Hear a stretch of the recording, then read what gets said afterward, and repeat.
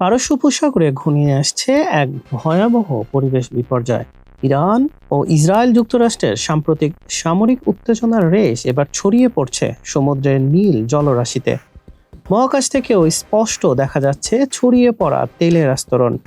তেলের বিষাক্ত ছোবলে হুমকির মুখে সামুদ্রিক জীববৈচিত্র্য আর লাখো মানুষের জীবন জীবিকা। নীল জলরাশির বুকে কুচকুচে কালো দাগ, এটি যুদ্ধের প্রভাবে ছড়িয়ে পড়া অপরিশোধিত তেল। স্যাটেলাইট চিত্রে দেখা গেছে ইরান ও যুক্তরাষ্ট্র ইসরায়েলের হামলায় তেল স্থাপনা ও জাহাজ ক্ষতিগ্রস্ত হয়। ফলে হরমুজ প্রণালী থেকে শুরু করে কুয়েত উপকূল পর্যন্ত মাইলের পর মাইল ছড়িয়ে পড়ছে এই দূষণ। পারস্য উপসাগরের নাজুক জীববৈচিত্র্যেও মারাত্মক হুমকির মুখে পড়ছে।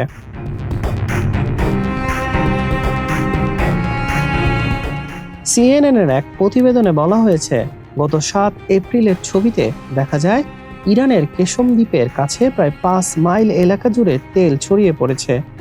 পরিবেশবাদী সংগঠন গ্রিনপিস বলছে, মার্কিন হামলায় ক্ষতিগ্রস্ত ইরানি জাহাজ শহীদ বাঘেরি থেকেই এই নিঃসরণ ঘটেছে।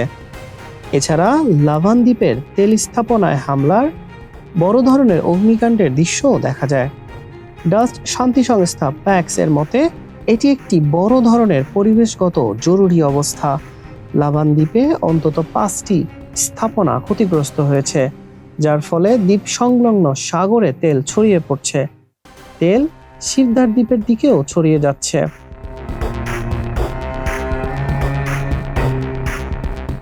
এটি একটি সংরক্ষিত প্রবাল দ্বীপ। এতে বিরল প্রজাতির কচ্ছপ ও সামুদ্রিক পাখিদের নিরাপদ আবাসস্থল। বিশেষজ্ঞরা সতর্ক করেছেন, তেল দূষণের প্রভাব ব্যাপক মাত্রায়। অণুজীব থেকে শুরু করে মাছ, পাখি ও ম্যানগ্রোভ নির্ভর সামুদ্রিক কচ্ছপ পর্যন্ত পুরো বাস্তুতন্ত্র এতে ক্ষতিগ্রস্ত হবে। স্যাটেলাইট চিত্রে কুয়েত উপকূলের কাছেও ৬ এপ্রিল তেল ছড়িয়ে পড়ার ঘটনা দেখা গেছে। শুধু প্রকৃতিই নয়, চরম সংকটে পড়তে যাচ্ছে মানুষও। উপসাগরীয় অঞ্চলে প্রায় ১০ কোটি মানুষ সুপেয় পানির জন্য লবণাক্ত পানি বিশুদ্ধকরণ প্লান্টের উপর নির্ভরশীল। তেল দূষণ এই ফিল্টারিং ব্যবস্থা নষ্ট করে দিতে পারে, যা ডেকে আনবে চরম পানির সংকট। এছাড়া দূষিত মাছের কারণে হুমকির মুখে পড়বে উপকূলীয় জেলেদের জীবন ও জীবিকা। পারস্য উপসাগরে রয়েছে প্রায় ৭৫টি বড় তেলবাহী ট্যাঙ্কার, যেগুলোতে প্রায় ১৯ বিলিয়ন লিটার অপরিশোধিত তেল রয়েছে। এর যে কোনো একটি ক্ষতিগ্রস্ত হলে পরিস্থিতি আরো ভয়াবহ হতে পারে। পারস্য উপসাগর কি তবে ইতিহাসের অন্যতম বড় পরিবেশগত ট্র্যাজেডির সাক্ষী হতে যাচ্ছে?